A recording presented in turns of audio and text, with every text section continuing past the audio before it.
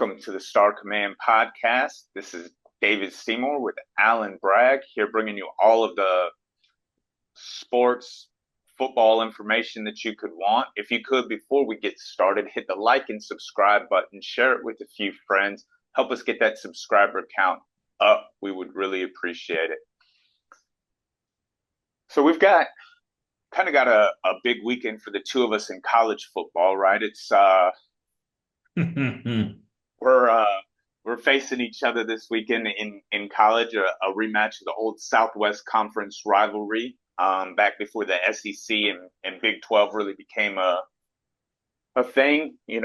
Longtime rivals that kind of get to renew their rivalry, and so I I honestly am a little nervous about this game. I know we did our picks earlier, and you said you're taking Texas minus the 11 and a half, and I wanted to take it, but it kind of scares me, man. I've been watching us the last couple of weeks, even before the Georgia game, right? That Oklahoma game that we had when Quinn Ewers first came back from injury. He just hasn't looked like the same quarterback, and it's really kind of made me a little cautious on it. He wasn't a great game against Oklahoma. Our defense really bailed us out in the fact that they had zero offense. Then he struggles against Vanderbilt, or loses to Georgia, right, and looks horrible in that loss. Our offensive line was completely overwhelmed by Georgia. This big bad offensive line that everybody's been talking about for 2 years. And then so we lose to Georgia, struggle with Vanderbilt.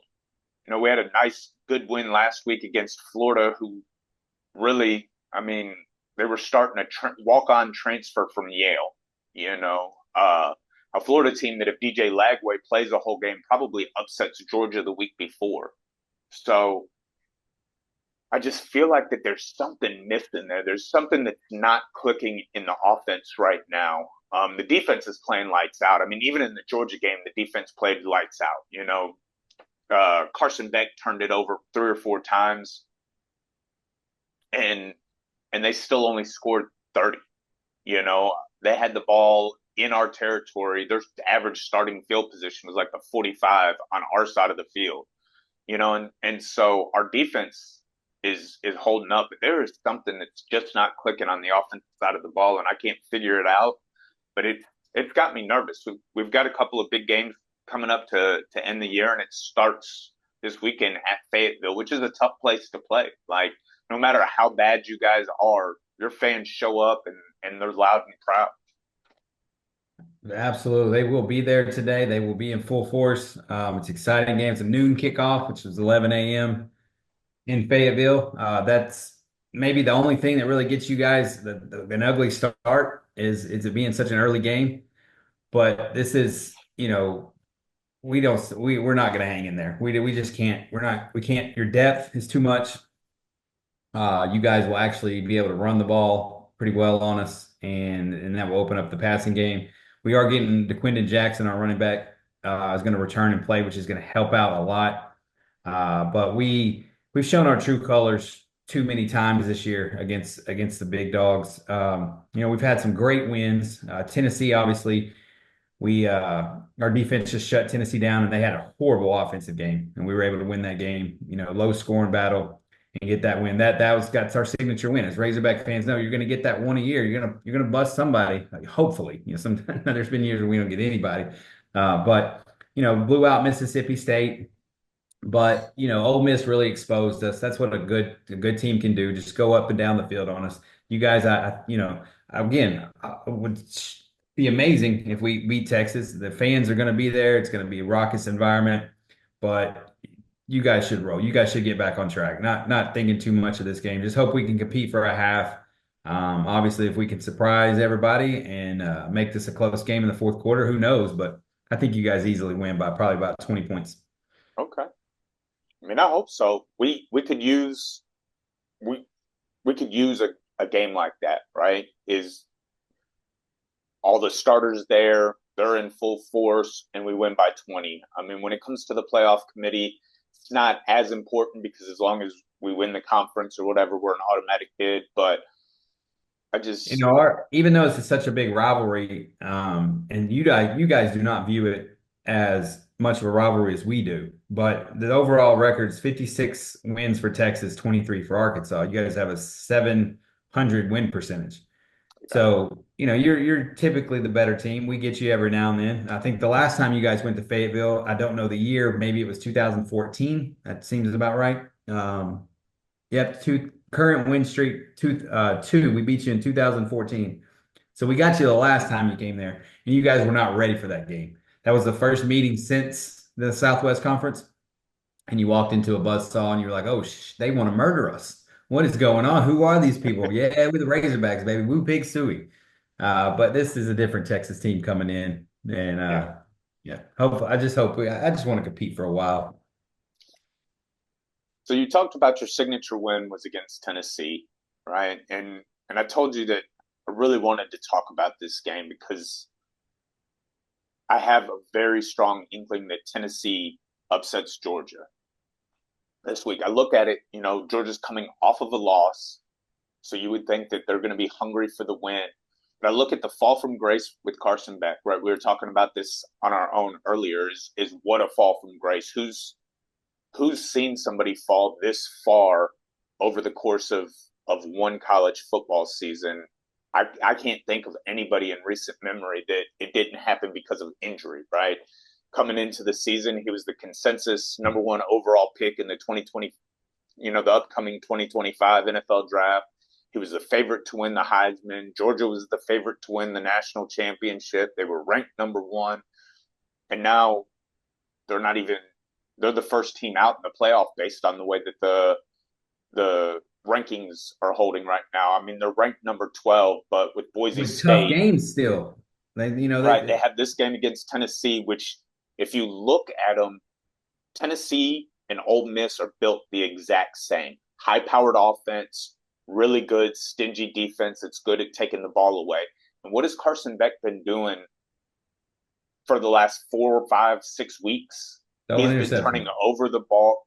Right, interceptions and fumbles have have cost Georgia a lot of games. I mean, heck, if our offense could put together anything in that Georgia game, we win that game because Carson Beck threw 3 interceptions and I think fumbled one.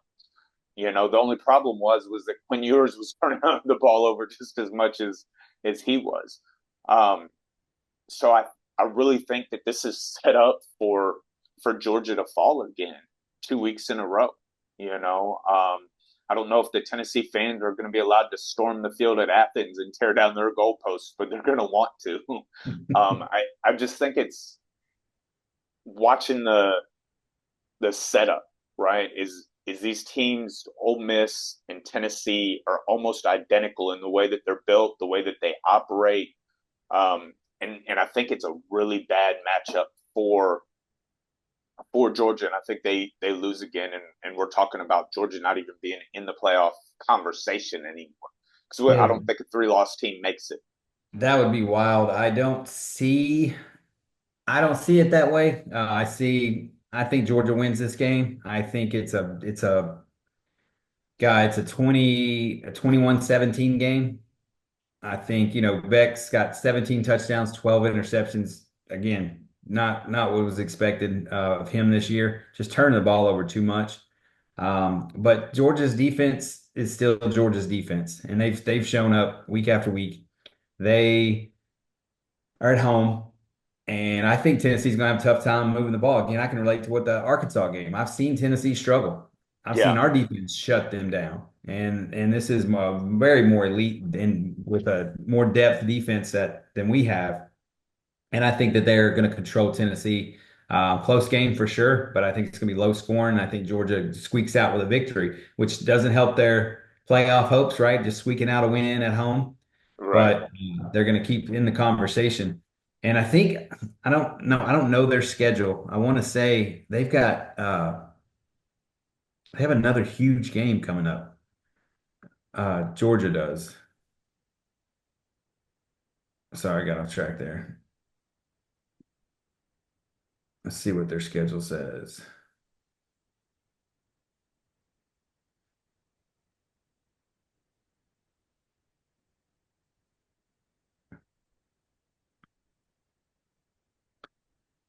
So they have UMass and Georgia Tech. So this is their last big matchup. So I was wrong about that.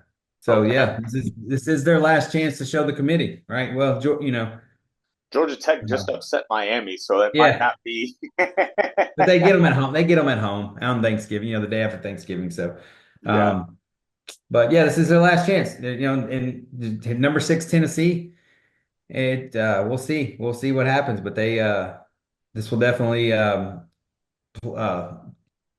lay out the playoff for us. Either Georgia's going to sustain their spot and get in their spot number 8 or 9, or they're gone.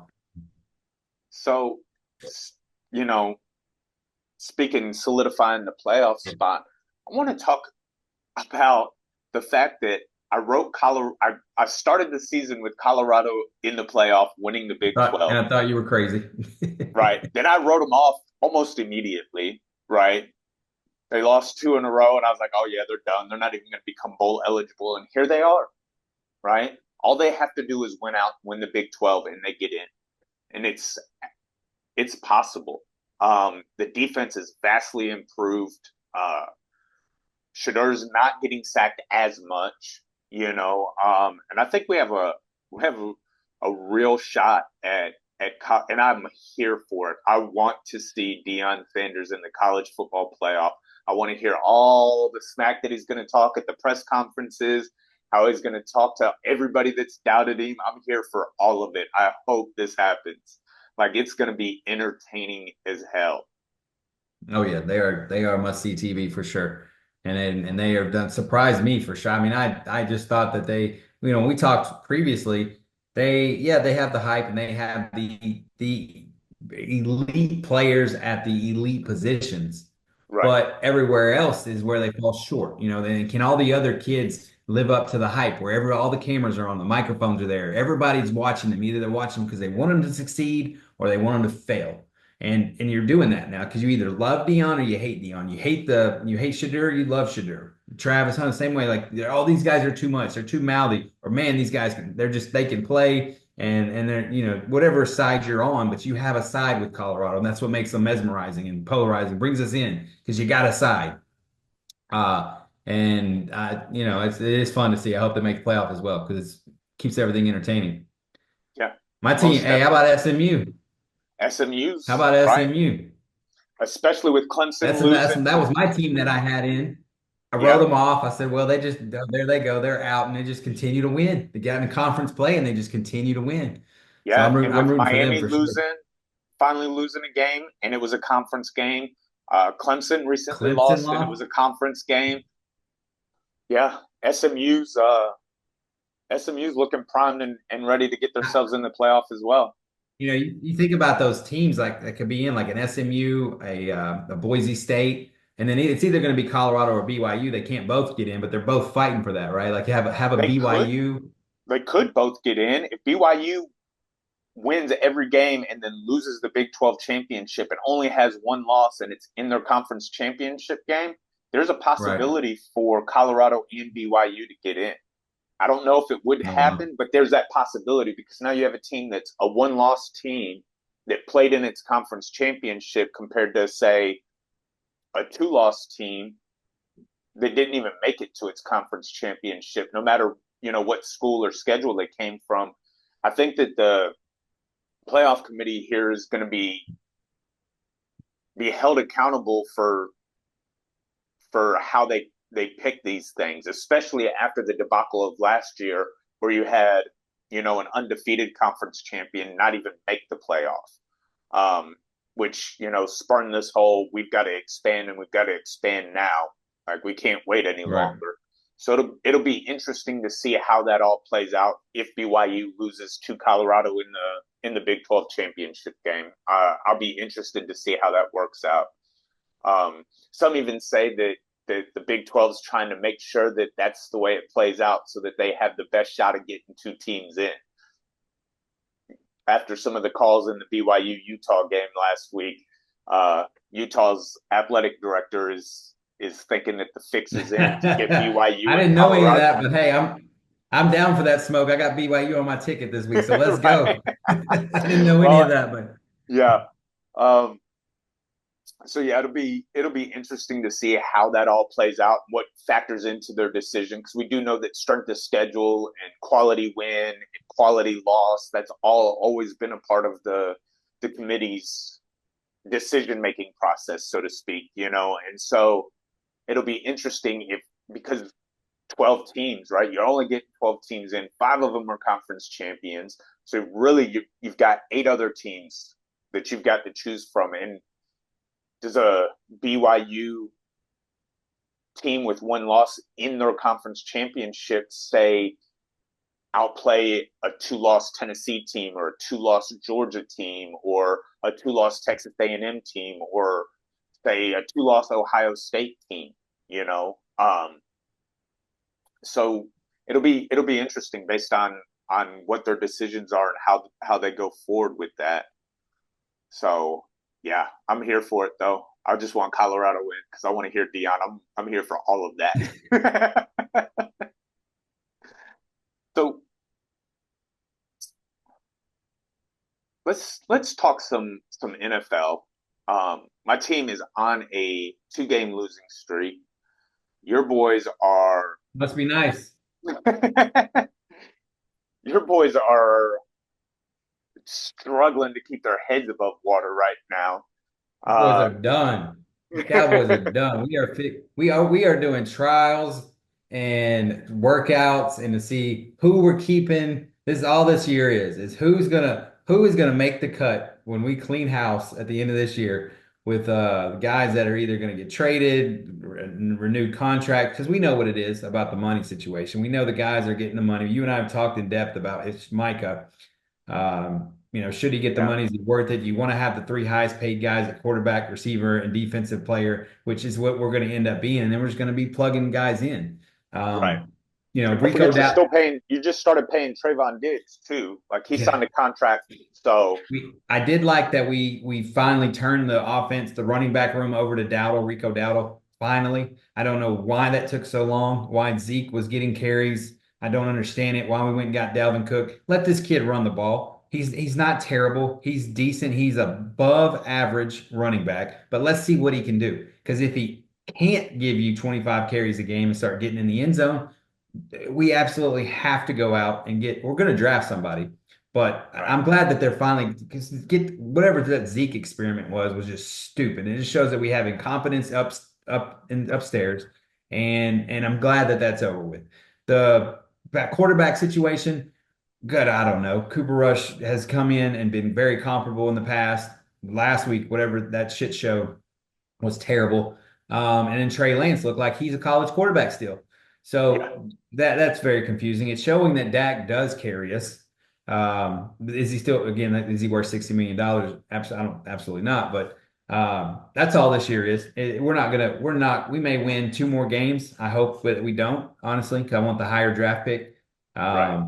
And it sucks saying that. I hadn't had to say that in a Cowboys fan in a long time.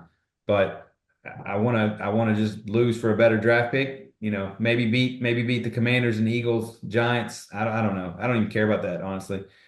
Probably just be happy beating let you guys maybe not beat the Giants for sure. We don't want to lose on Thanksgiving. But other than that, and maybe beat the Eagles, but it's a bit frustrating year. It's frustrating. I used to look forward to the weekends, and now it's like, oh God, it's coming. You start dreading Sunday. Now I'm dreading Monday night because I got the Texans on Monday night, so that's even worse. I got another day Right. to. The battle for Texas on Monday night.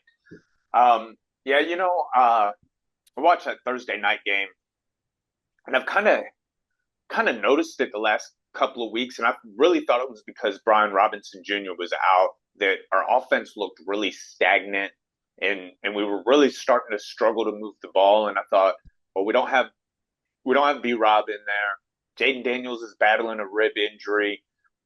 It just doesn't look the same. Well, fast forward to Thursday night, right? Jaden Daniels ribs about 4 weeks healed now. B Rob's back in the lineup, and we did just still look really stagnant and like we've been figured out.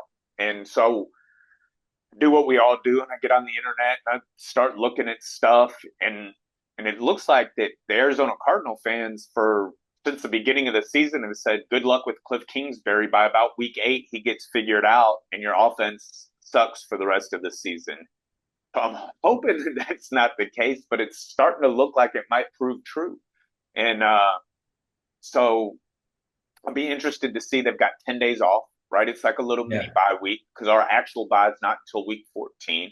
But so we have a little bit of a mini bye week coming up. And The only counter to that I would say was the Eagles looked stagnant too. I think it was I think it was more of just a tired game. I don't know, you're mentioning your previous two games, you could see this coming, but just specifically Thursday night, I think both teams were shot.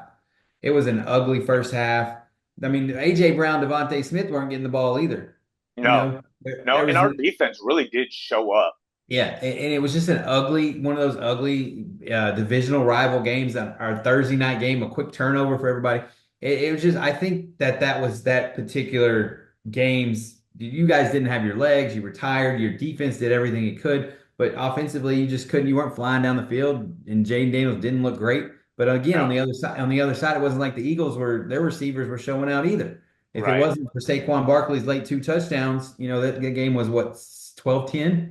Yeah, it was 12-10 till 4 minutes left in the fourth quarter. Yeah, So so I mean, you'll take that, right? And yeah. even if you're in the playoffs and you're playing a playoff game, if that's you would take a 12-10 game going in 4 minutes left, right? Oh, most definitely. I can't say that I was super upset about it. I think I was pretty upset that we didn't kick the field goal to take the lead.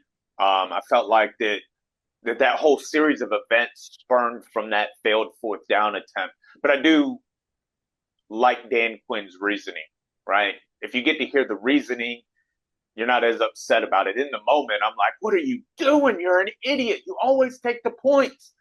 And then, he said later that he knew that they were going to have to throw their punches. You know, they've been the best fourth down team in the entire league all season long, and the execution of it is what happened. And that's the truth. Jaden Daniels bobbled the snap. Uh, then he had to hurry up. Jalen Carter blew the whole play up right I from the remember the beginning. play now. I wasn't remember. That's when he had to sprint out. Yeah, okay. Yeah, and then he got rocked going out of bounds. So, yeah, I mean the execution really is what tore that whole play down. But you know, hindsight's 2020, so they say. But Dan Quinn's reasoning for that was legitimate, right? I could see where he was coming from and what he was trying to do with it. But I do feel like that started the whole series of events that later became uh, just an outbreak for Saquon. The defense is tired. We're not helping him out any. Legs are tired, and you've been. I mean, really, they held Saquon all night. I mean, I think, had 20 plus carries for like 76 yards up until that point, and then it all kind of went downhill from there. So yeah, I'll be interested to see, with 10 days rest, what do we do? How do we come out looking? What does the offense look like? Do we start to replicate some of the things that we Yeah, were doing? don't let that one loss turn into two, turn into three. Right. Get your rest, regroup. I think y'all will. Y'all got a good locker room And going. You got hopefully Marshawn Lattimore comes back from yeah. his What's injury. up with Granted, him he hasn't getting? played for us yet, but Did you see that on the telecast? They mentioned he has 10 days to be ready. I've seen guys come over and immediately catch a touchdown on a trade week. right. Why is he sitting out 10 days? What's going on with that? He had a hamstring injury when we traded for him. Ah, okay, gotcha. Okay. So yeah, So and I they was said hoping somebody I he was has 10 days to report, and I'm thinking, wow, I've seen guys get traded on a Thursday, catch a touchdown on a Sunday. You yeah. know? Well, and see, when they traded for him, I was hoping it was the Devonte Adams hamstring injury. You know, Yeah. I just don't want to play for this trash, and so when you Right. trade me, I'm ready to go. Now look at But that. it was Little not the icy hot, and I'm Devonte good to Adams go. hamstring; it was the real hamstring. Yeah, yeah, yeah. Little icy hot, and I'm ready to go. Yeah. So it'll be interesting. I mean, our secondary played lights out. That rookie that we have, Mike Sanders, still that we drafted out of Michigan. I mean, I watched him against AJ Brown and Devontae Smith, and they were trying to hit him with double moves, and he wasn't biting on it. So we get Marshawn Lattimore in there, and maybe things get a little bit better on defense. And if we can figure things out on offense, man, I think we have the Eagles one more time, so we still have an opportunity to win this division. We still have an opportunity to host a playoff game. Um, so I'm not throwing in the towel yet, but I do want to see some innovation and some explosiveness after this 10-day Yeah, rest I'm period definitely come going to next be week. keeping an eye on y'all's offense and seeing what, how y'all per point wise and progression of your offense. It's going to be interesting to keep up with that Yeah, information. yeah, it'll be interesting. So, any other games that you think we should really keep an eye out on this weekend in the NFL? I think Baltimore, Pittsburgh is a great game. I mean, Steelers are surprising everyone with the year they're having. It's not no Russell surprise. Wilson, man. Yeah, I mean, no surprise that Tomlin's got that crew rolling. He always does. He's always Right. going to put a good product on the field. But yeah, Justin Fields kept them above water and had them at a good enough record. And then Russell Wilson's come in and he that first two quarters, I thought, oh God, he's shot. He's done. I mean, he looked terrible. Couldn't throwing the ball in the dirt was didn't look good. His legs didn't look good, and then he started making throws in the second half and of that first game. In the next two games, he has been rolling. He's Yeah. getting, him and Pickens have a good thing going. No turnovers. And they're, I think, what's Lamar, 1-4, something like that against the Steelers. Not a good record, which is weird because all he does is against, I think the stat was against Mahomes and the Steelers. It was like 1-9 or something. And then against, it might be somebody else. It might have been a third team. And against everybody else, it was like 69, 68-7. It was either two or three quarter. I can't remember the stat. I wish I could, but it was against Pittsburgh, Kansas City, maybe Cincinnati, maybe, but then in everybody else, it was like ridiculous. And his record like 24-1 against the NFC. Right. Yeah. So, but Yeah. I If he could think ever make it to a Super Bowl, it's almost a guarantee he wins it. absolutely they would be huge favorites. I think that's going to be a great game. And then Buffalo, Kansas City. It's Buffalo, always a Kansas City. great game. Always a great game. My Buffalo's injured. I know they were one of your picks, but they've got Amari Cooper's got a wrist injury. I Yeah. think He he's going says to he's play. going to play through for Says, that one. says he's going to play. Keon But Coleman's Keon out. Coleman also has a wrist injury. He's not playing. Right. Shakir, I think, is out. No, it's not Shakir that's out. One of their tight ends is out. Dalton Kincaid is out. Kincaid's out. Yes, Kincaid's out. I mean, that's a lot of weapons, and I think it's already going to be a close game just because Kansas City's playing. We can just assume the game is going to be tight. Right. But on Kansas City's side, in a tight game, they usually lean on Harrison They don't have the Buckner, kicker. and Right. he is on IR. They signed a kicker off of I think Cleveland's practice squad this week. So yeah, I think it'll be a good game. I know Josh Allen and the Bills have won the last four regular season matchups. So the problem with them comes when they play Kansas City in the playoffs. So it'll be interesting. I And I think think it's that'll be a supposed to good be game. it's not supposed to be crazy like windy or snow. It should be a pretty good game, a nice game up in Buffalo, probably, upper 40s.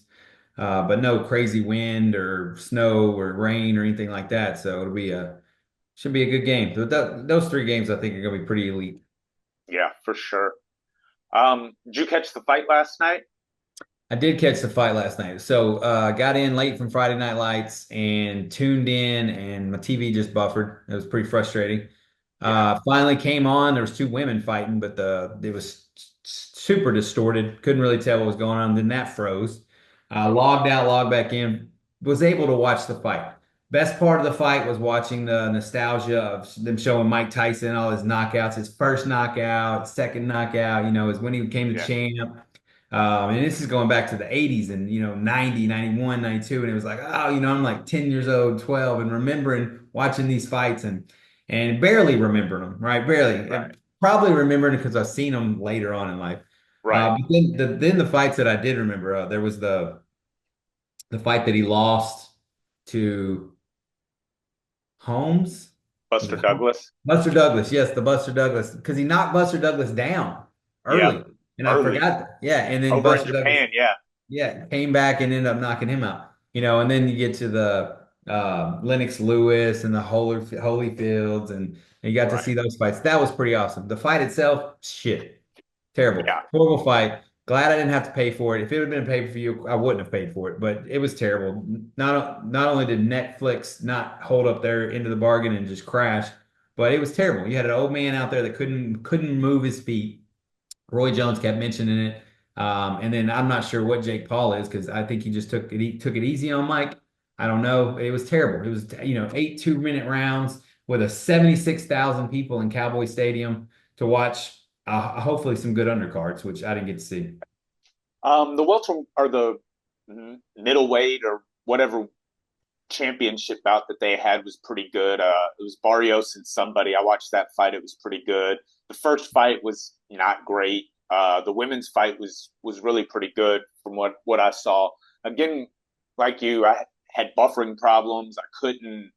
There were times that I was able to just click out of it, click back in it, and it would work. And then there were other times where I'd click out of it.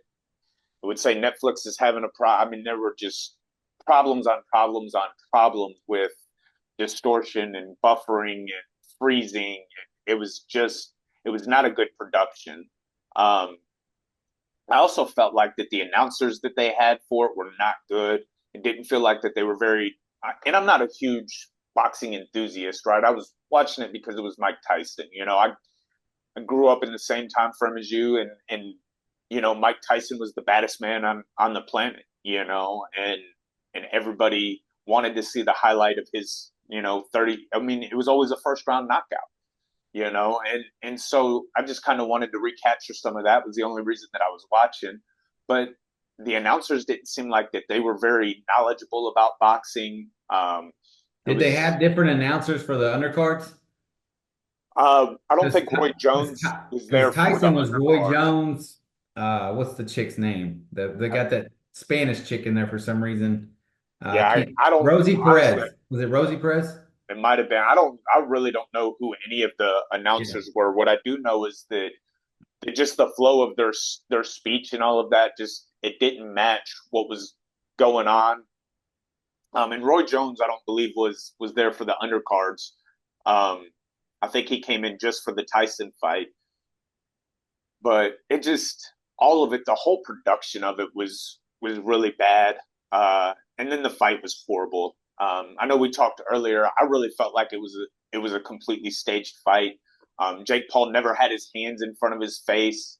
They talked about Mike Tyson biting his glove, and they had a little banter back and forth about whether that's something that he's always done or something that he's never Yeah, done. the main guy was like, I can say I've seen him do this, and Roy Jones was like, he does not do this. He doesn't sit there and just chew on his damn glove. It was Right. ridiculous. He just kept being like, and I'm like, is he fucking going into a spaz? What is this guy doing?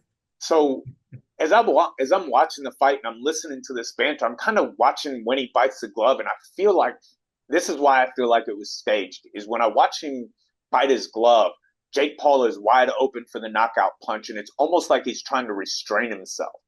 Like he's not allowed to knock him out, and so But I don't think he could have with his reach. I don't think he could have he gotten he to Jake Paul because he he may tried. not have been, but I know he wanted to. It look, I could see that he wanted to in his face And almost. maybe that'll come out later that the fight was Jake Paul was supposed to win. It was supposed to put on a show. This was a chance for Mike Tyson to get back in the ring and everybody come together because that's what all it was. At the end of the day, it was Right. like, oh, we got to see our idol growing It up the was baddest man alive. And it could be that he could say, yeah, I was biting my glove because I didn't want to knock that fool out, you know? right. And we can all be like, oh, Mike still got it, right? Yeah. Knowing what I watched, Mike does not still have it. Mike's leg was Oh, about to buckle. he doesn't look like he still has it. And 1 minute into that fight, I thought at any point he could jump back and knees buckle. That's what I was worried right. about. And Roy Jones kept, talking about how his legs don't look good. His legs do not His look good. legs didn't look good, and then he was talking about I might still get back in the ring in the post fight interview, and I'm like, Mike, please don't do this again. Like I don't want to see this Ain't again. nobody's So going to I see just that. I don't know if he could have knocked him out or not, but it just felt like that anytime that, you know, Jake leaned in and there was that wide open shot that Mike always liked to take, that's when the glove biting would start. And I could be completely wrong. It could be just that, you know, because Mike Tyson did say he has a biting fixation He does in his like to post bite. fight. He likes to bite. Right. So I, again, I'm not 100% sure that it was a setup, but just the way that it looked, man, it was the whole thing was just bad, Yeah, it you know. was. I mean, there was even a point when that fight was actually going on. I think it was the second round that my TV started buffering, so I had to put it on my phone, and I'm watching on my phone, and then it would kick on, and it would. And finally, when it got to like round five, it was okay on the TV, and I was able to leave it. Maybe people just tuned out, gave up, they Yeah. were crashing. But yeah, poor performance. Better get that crap fixed before NFL Yeah. Yeah, comes the on NFL Sunday. is not going to have that. No, they're definitely going to be working with them to make sure that's fixed. Because you give two football games on, you're talking about Christmas, right? People are with their Right. families tuning into the NFL to see football, and that crap happens. Oh yeah, you will never have another football game, Netflix, Ever in your ever. life. Like, No, it's done. I don't care what you do in the future. You're never getting people another have game. protested for less, Yes. way less. Well, I think that'll about do it for this episode. Again, guys, if you could like, subscribe, share, help us get that subscriber count up, we would surely appreciate it. And we thank you for tuning in. With Yeah, that, go check and go check out those picks. Win some money with us. yes, sir, yes, sir. And with that, the Star Command is out.